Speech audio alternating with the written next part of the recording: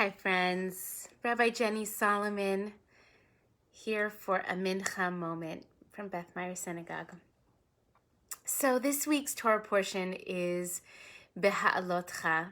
There are so many interesting parts of this Torah portion, some that seem incredibly obscure, including how the lights were lit in the tabernacle and the way in which the Levim, the Levites would assist the priests. So there are many sort of obscure and ancient rituals that are detailed. And then there are other details that are so incredibly relevant, contemporary, and familiar that it's just unbelievable that a text as ancient as the Torah and as timeless as the Torah feels so incredibly close and proximate to my own experience. So just as an example, the people are complaining. They're moving through the wilderness and the Israelites are complaining nonstop. It is Kvetch city. How many parents have gone through moments where, though their children have so many blessings, they are mired in kvetching about all the things that they wish were different. As a rabbi of a congregation, I'm quite familiar with this. And of course, one of the great moments in this Torah portion is when Moses basically says to God, like, I can't take it anymore. I literally cannot manage this complaining. It is too much.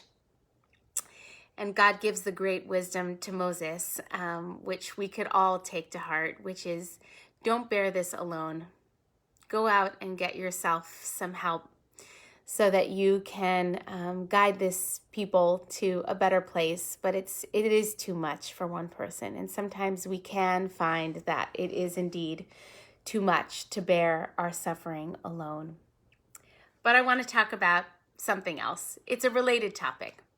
So the Israelites are kvetching, complaining about, how the food in Egypt while they were enslaved was so good.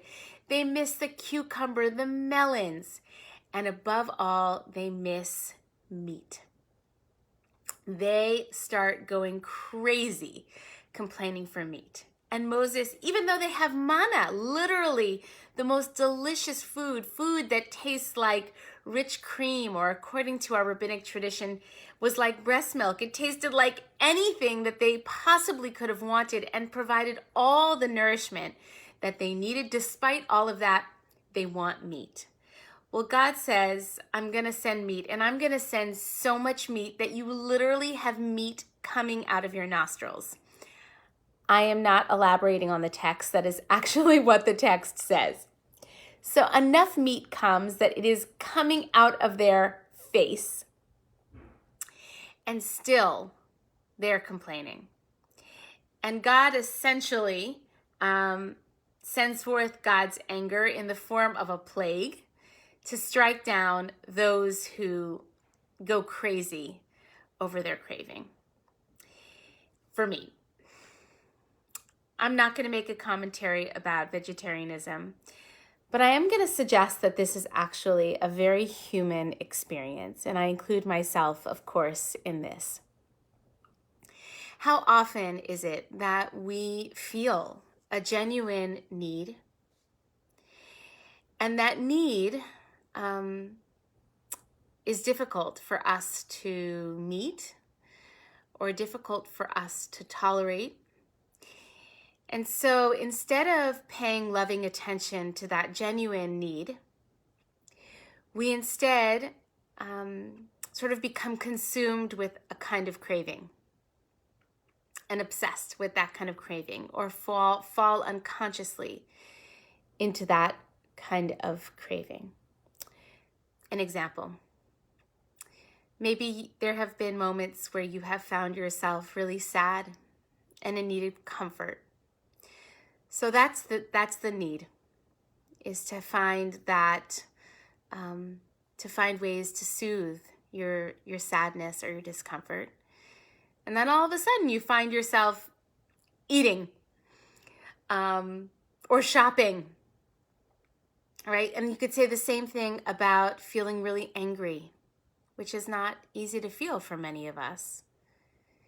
And all of a sudden, you're craving something specific that you want to drink or to eat or to buy. I could use another random example, maybe in moments of feeling overwhelmed.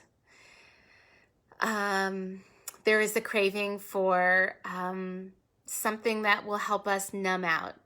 Social media, television, I don't know, some kind of escape. These are natural human responses when we sense a need inside of ourselves and then sort of replace or cover over that genuine need with a craving. And what happens is that this place where the Israelites are kvetching and wanting meat and then die essentially from that craving, it's called kivrot hata'ava, the graves of craving. That's what the place gets named because essentially the people were buried there by virtue of their craving.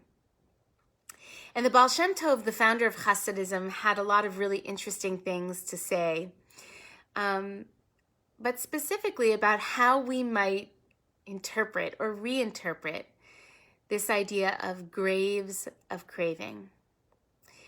And I want to suggest that one of them is that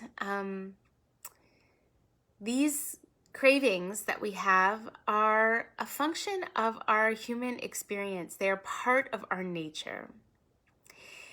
And that when we notice craving, we may, instead of giving way to that craving, we may, as an alternative, try to examine what is actually the human need beneath that craving. And just by virtue of noticing, coming into awareness, loving awareness of what the craving is and what the real human need is beneath that craving, we have a way of kind of burying the craving. I don't know if you've ever had this experience where you're all of a sudden eating or shopping or something mindlessly, and then in coming into awareness of it, it extinguishes or perhaps at the least diminishes that craving just because you've been able to notice perhaps what's really going on. I think there's also a way in which we can, just in giving ourselves some grace when we notice, kind of bury the craving. So instead of burying ourselves and falling victim and prey to the craving and leaving our place, like the Israelites who complained, as the name of the graves of ta'ava, of lust, of craving, instead of burying ourselves, we can bury the craving. We can return it to the earth, knowing again that this is part of our human nature. So what happens when we notice, when we come into awareness that in fact we are experiencing a craving which is sort of covering over or diverting us from a genuine human need? We have the opportunity when that happens just to come flush with the truth of our experience, of whatever that genuine human need, human feeling is. And when we come flush with that experience, there's a good chance that we can gain a little bit more perspective, put it in perspective, find gratitude for what is, for the blessings around, for the manna, so to speak, in our lives.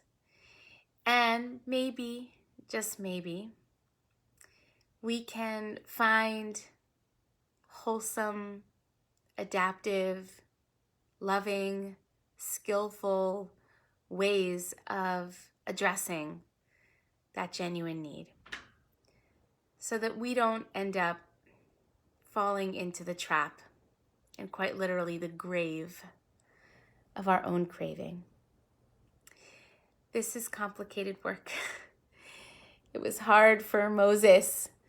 And if it was hard for Moses and for the people who wandered, who had God's presence so available to them at all times, it's no wonder that it's hard for us.